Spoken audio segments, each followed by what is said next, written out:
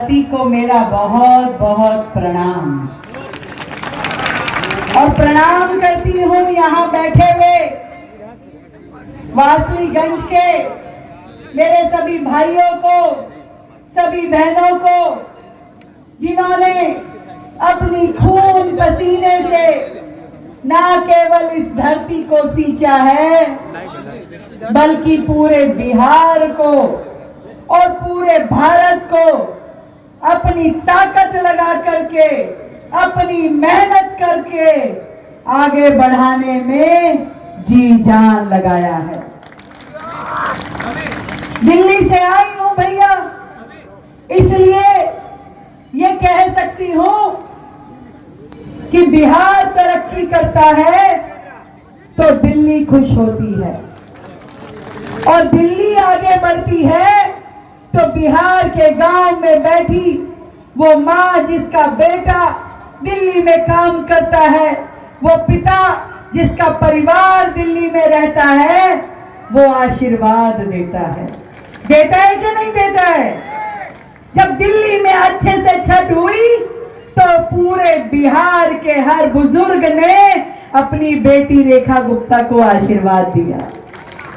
जहां जा रही हूं, लोग दिल से, स्नेह से अपना हाथ सर पे रखते हैं और कहते हैं कि ऐसे ही काम करो।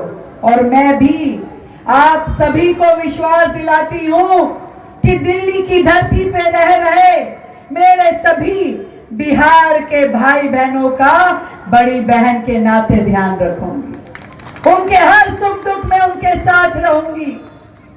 मेरे भाइयों, ये मेरी बहनें यहाँ बैठी हैं, युवा साथी यहाँ पे हैं। मैं सच में आप सबको यही कहने आई हूं, बिहार ने जो विकास की रफ्तार पकड़ी है, अब ये रुकनी नहीं चाहिए। पूरे बिहार में मोदी जी का नेतृत्व हो, नीतीश कुमार जी की सरकार हो, हमारे पासवान भैया का सहयोग हो, सब लोग मिलकर के जिस तरीके से इस 10-15 साल से लग करके बिहार को आगे लेके जाने के लिए काम कर रहे हैं, ये प्रगति ऐसे ही बढ़ती रहनी चाहिए। मैं आपसे पूछना चाहती हूं, क्या पहले कभी इस तरह का विकास देखा था? इतनी सड़कें, इतने पुल, इतनी ट्रेन, एयरपोर्ट, नए नए कॉलेज, नए नए स्कूल, फ्लाईओवर ही फ्लाईओवर, कोई जाम नहीं, बढ़िया सड़कें, रोजगार, अनाज, सुरक्षा, कानून व्यवस्था कभी था क्या लालटेन के राज में? और फिर एक बात और समझ लो, लालटेन का जमाना चला गया। अब लालटेन का जमाना नहीं है, केरोसिन पे खत्म हो गया लालटेन में। अब तो एलईडी का जमाना है, टिकाऊ है, जलती है, रोशनी देती है। तो अब काहे को कोई लालटेन जलाएगा? नहीं जलाएगा। और वो भ्रष्टाचार का युग, यहाँ का एक एक व्यक्ति जानता है कैसे सड़क चलते मर्डर हो जाते थे, कैसे गुंडा राज होता था, कैसे मेरे व्यापारी भाई मेहनत से कमाई करते थे और लूट के गुंडे ले जाते थे। भूल गए हो क्या? सड़क चलते मार दिया जाता था, हाथ से छीन लिया जाता था। किसी के घर में नई गाड़ी आ जाए तो जंगल राज में नेताओं को 1 मिनट में पता चल जाता था और उठा के ले जाते थे। समाज छोड़िए, बहू बेटियों को नहीं छोड़ते थे। क्या ऐसा जंगल राज दोबारा चाहिए? नहीं चाहिए। अरे अच्छे से बताइए, जिसका हाथ नीचे है उसको चाहिए क्या? ऐसा जंगल राज चाहिए क्या? नहीं चाहिए। बिहार को प्रगति चाहिए, बिहार को बढ़ोतरी चाहिए, रोजगार चाहिए, उद्योग चाहिए। उनके राज में तो केवल बिहार में गुंडागर्दी होती थी, उद्योग व्यापार भाग गए, इसीलिए बिहार पिछड़ गया था। पर अब जब से मोदी जी ने कमान संभाला, पूरा बिहार को 15 लाख करोड़ का। मेरी बहनें, आज पूरे देश में जितने शौचालय बने, जितने उज्ज्वला के कनेक्शन मिले, जितने मुद्रा लोन मिले, आज एक एक व्यक्ति अपने पैरों पे खड़े होने की शक्ति रखता है। उन लोगों का क्या है भैया?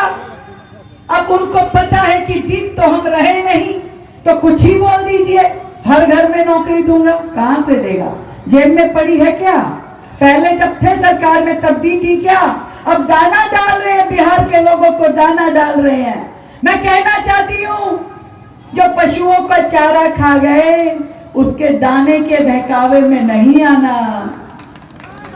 वो जो कूद कूद के अब तालाब में जा रहे हैं, पहले तो खेत में भी जुराबे पहन के जाते थे, अब तालाब में कुदा रहे हैं।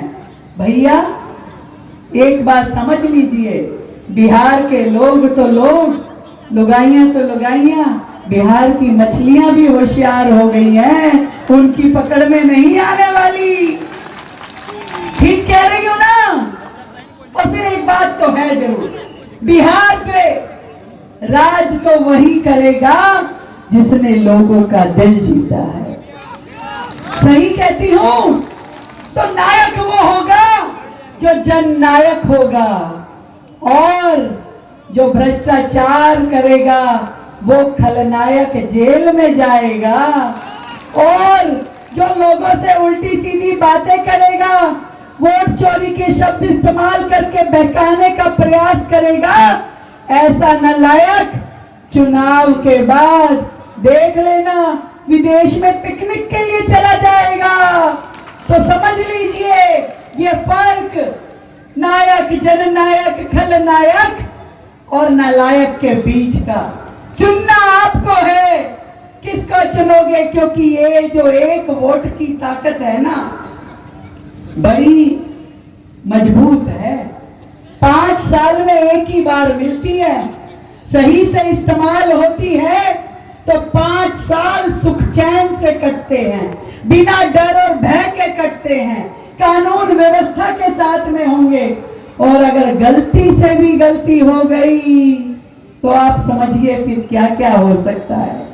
सबने देखा है वो युग, दोबारा कोई देखना नहीं चाहता।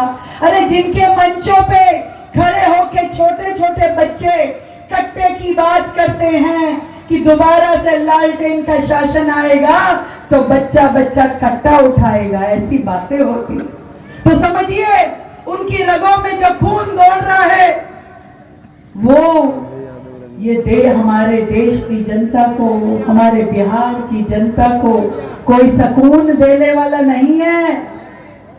इसलिए ये जरूरी है, हमारी अपनी बहन जो वर्षों से इस क्षेत्र की सेवा में लगी है, जिसने अपना हर समय, शरीर का कण कण और अपने समय का हर क्षण इस परिवार ने, इस बहन ने आप सबकी क्षेत्र की सेवा में लगाया है। इधर आओ बहन अरुणा देवी जी, ठीक कह रही हूं ना? तो एक बार जोरदार तालियां बजा के दोनों हाथ ऊपर करके अपनी इस बहन को आशीर्वाद दीजिए कि ये विधायक रूप में फिर से इस क्षेत्र की सेवा करें। और मेरे साथ बताइए, बटन दबेगा, बटन दबेगा, बटन दबेगा। ये आवाज कम आ रही है भैया। एक तो देखिए, एक चुनाव चिन्ह तो हेलीकॉप्टर लेकर के आए हैं, तीर कमान चलाने के लिए बोल रहे हैं कि जितना राक्षस हुआ तीर कमान चला दीजिए और कमल का फूल खिला दीजिए। मेरे साथ मिलके बोलिए, बटन दबेगा, बटन दबेगा, बटन दबेगा, बटन दबेगा। तो मैं जानती हूँ यहाँ बैठा हर एक भाई बहन 11 तारीख को जब चुनाव होगा तो 2 नंबर जो है कमल का बटन दबाएगा, और जो लोग यहाँ नहीं हैं उनको भी जगाएगा।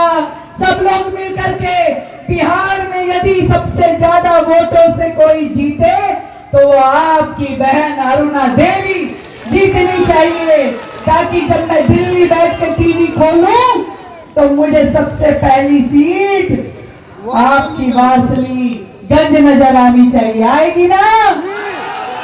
और ये भी वादा करती हूं, जब बहन को जिताओगे तो दावत लेने मैं भी आऊंगी। आप सबको मेरी ओर से बहुत बहुत प्रणाम। यही ईश्वर के चरणों में मैं प्रार्थना करती हूँ, ये बुद्ध की धरती, ये महावीर स्वामी की धरती, ये प्रभु श्री राम सीता मैया की धरती, यही प्रार्थना करती हूँ कि यहाँ के चेहरों पे, यहाँ के लोगों के मनों पे हमेशा हंसी और खुशी बरकरार रहनी चाहिए। बोलो सीता मैया की, श्री रामचंद्र जी की।